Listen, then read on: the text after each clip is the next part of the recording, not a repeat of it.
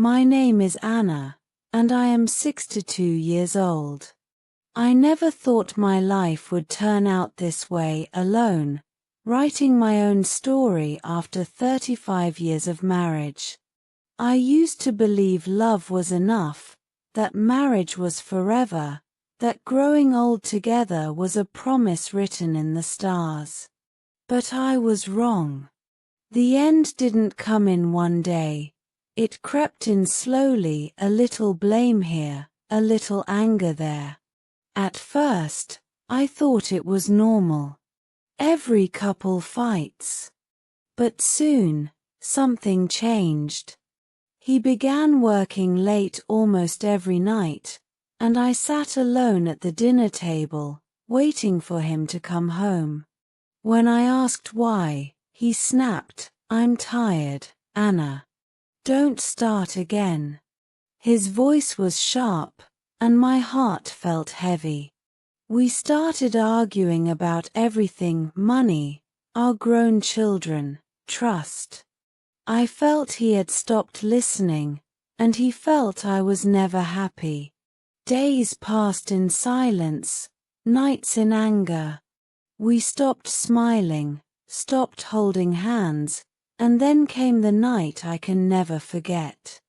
After another argument, his eyes went cold. "I want a divorce," he said. I thought I heard wrong. My heart raced as I pleaded, "No, we can fix this. We can try again." But he shook his head. "It's over, Anna. I can't do this anymore." Something inside me broke forever. The weeks that followed passed in a blur. We still lived under the same roof, but we were strangers. Our words were limited to papers, accounts, and what to take. I prayed he'd change his mind, but he never did. Sitting in the lawyer's office, I stared at the divorce papers: 35 years of love, fights, dreams, and memories reduced to a few lines on a page. My hands trembled as I signed my name. He didn't even look at me. The lawyer's flat voice, "That's done," echoed in my ears. For him, it was nothing. For me, it was everything. It was the death of a life I had known. I walked out of that office alone, feeling like I no longer had a place in the world. That night, I sat on the edge of my bed, the silence pressing against me. Tears came until my eyes burned. I thought of our first days, the laughter, the warmth, and I wondered where it had all gone. Dark thoughts visited me. I wanted to end it all. But something whispered, "Not yet. Not now." I didn't know why, but I listened. The next morning, the empty space beside me reminded me of what was gone forever. That was the day my marriage ended, and the day I began to see how cruel life could be after divorce. The first nights alone were the hardest. I lay awake for hours, haunted by memories of what once was. The silence was unbearable. During the day, I tried to keep busy, making tea, reading, cleaning, but the pain always returned at night. I often asked myself, why am I still here? The question scared me, but I couldn't escape it. Friends stopped calling. Those who did only wanted something from me: money, favors, help. I realized people were there when life was easy, but when you're broken, they vanish. I began to feel invisible. Even those who reached out had motives. My loneliness deepened until I felt like I was disappearing from the world. Divorce doesn't just end a marriage, it changes how people see you. They think you're weak, someone to pity or use. I told myself to stay strong, even when I didn't believe it. Then came Daniel. He was younger, kind, and attentive.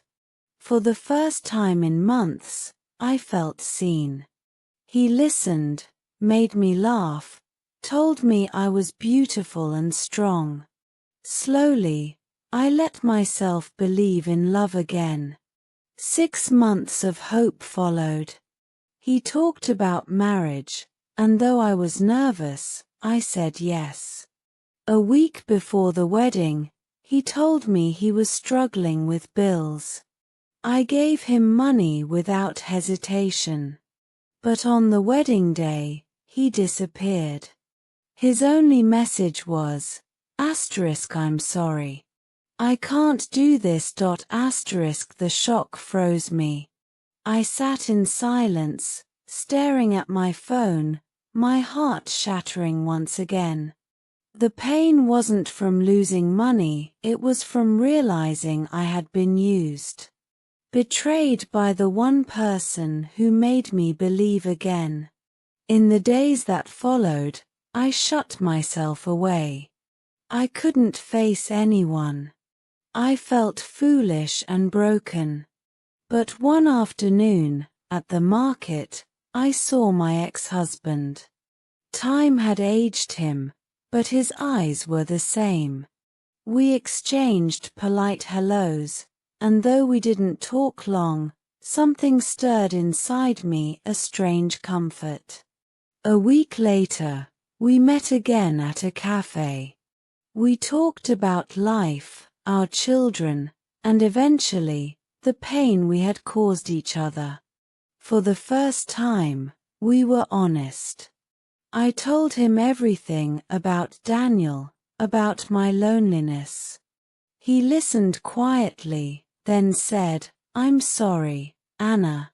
I wish I had been a better man." Hearing that broke me, but also softened me. We had both been proud, both made mistakes, both let love die in silence. We began meeting often after that. There were no promises, no rush, just understanding. He told me he had never stopped caring. I told him I had once thought he didn't love me at all. "I did," he said softly. "I just didn't know how to show it." For the first time, I believed him. Slowly, we began to help each other, small things, small gestures. The loneliness faded. The pain of the past didn't vanish, but it became lighter. We laughed again, quietly, like people who had seen too much to take joy for granted. One day, I told him, I used to think divorce ended the pain. He looked at me and asked, "And what do you think now?" I smiled sadly. I think it only gave the pain more room to grow. We both knew it was true. Divorce hadn't fixed us, it had only broken us further. The real enemy wasn't each other. It was the silence, the pride, the refusal to listen. We made a promise that day not to remarry, not to erase the past, but to never face the world alone again. We had both seen what loneliness could do. People whispered when they saw us together again, but we didn't care. This wasn't about them. It was about peace, understanding, and the quiet strength that comes after storms. Now, I'm not the same woman who signed those papers with trembling hands. I am stronger, yet softer. I know who stands beside me when life turns cold. I know who will walk away. I no longer believe that walking away sets you free. Sometimes, it just chains you to a different kind of pain. But talking, listening, And forgiving, even when it's hard, can heal more than you think. My ex-husband and I, two people who once broke each other's hearts, now choose to stand together. Not because the past was perfect, but because the future feels lighter when faced side by side.